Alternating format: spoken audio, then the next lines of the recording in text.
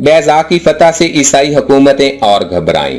उन्हें बैज़ा के बहादुरों से बड़ी उम्मीदें थीं, जिसे बैज़ा की फतह ने उनसे छीन लिया।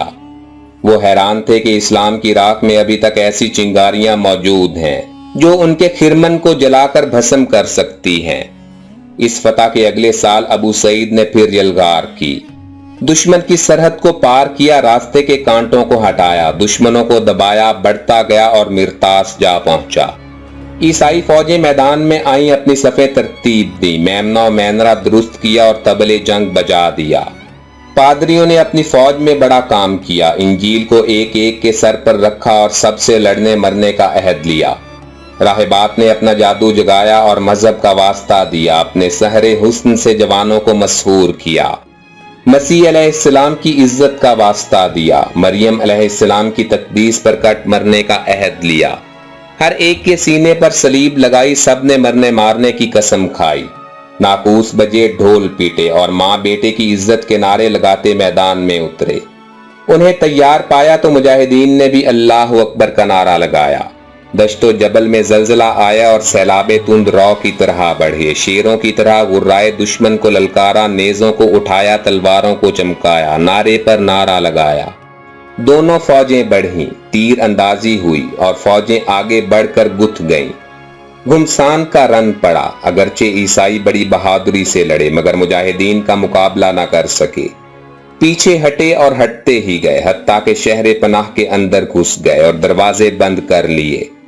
मुजाहिद शहर पनाह के करीब आए तो दुश्मन ने फसील पर तीरों और पत्थरों की बारिश कर दी, मगर मुजाहिद थे कि मस्त हाथियों की तरह मार खाते, नारे लगाते बढ़े जा रहे थे। अबू सईद ने यह हाल देखा तो अपनी फौज को होशियार किया, बढ़ने वाले मुजाहिदीन को रोका, उन्हें पत्थरों और तीरों की जद से निकाला और तोपें नस्ब कर दी। गोलाबारी शुरू हुई तो ईसाइयों के होश उड़ गए। उन्होंने ये नया हथियार आज तक नहीं देखा था। वो हैरान तो थे, मरे और कट भी रहे थे। गोलों की मार से उनके जिस्म पुर्जे पुर्जे हो रहे थे।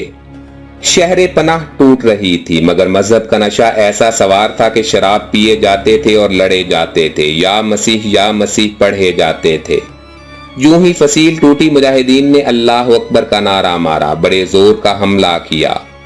अब मंजनीक खामोश थी, वो अपना काम कर चुकी थी। मुजाहिदीन के गौल शहर में आ घुसे। तलवार चलने लगी, नेज़े कचाकच करने लगे, लहू बहने लगा, सर कटने और कलेजे फटने लगे। ईसाइयों की बोटियां हवा में उड़ने लगी, मगर ऐसे सख्त जान निकले कि एक एक शिगाफ और एक एक खंडर के लिए लड़े। लेकिन मुजाहिद भी ऐसे पीछे पड़े कि एक भी लड़ने वाला ना छोड़ा। जिसे देखा उसे मारा, काटा, लताड़ा और आगे बढ़ गए। इसी तरह मिरतास की फौज का आखिरी सिपाही तक लड़ा। मुजाहिदीन ने इस लड़ाई में दुश्मनों का इतना खून बहाया कि शहर के गली कूचे तरबतर हो गए। गलियां खून से भर गईं। फौज खत्म हुई तो शहर के बाशिंदों ने अमान अमान पुकारा, माथा रगड़ा और हाथ बांध कर रहम की इल्तिजा की। शाह बुलंद निगाह ने सबको अमान दी और उस खुदा का शुक्र अदा किया जिसने उन्हें इतनी बड़ी फतह की ताकत अता की। मुजाहिदीन ने माले गनीमत उठाया, अबू सईद जिंदाबाद का नारा लगाया और गरनाता को लौट गए।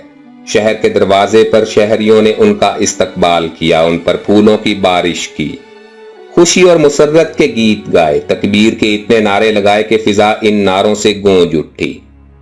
दोस्तों, मशहूर इस्लामी जंगों पर सीरीज की मजीद वीडियोस देखने और हमारी हर नई वीडियो की नोटिफिकेशन हासिल करने के लिए हमारे चैनल हिस्टोरिक इन्फो को सब्सक्राइब करते हुए घंटी के निशान को भी दबा दें।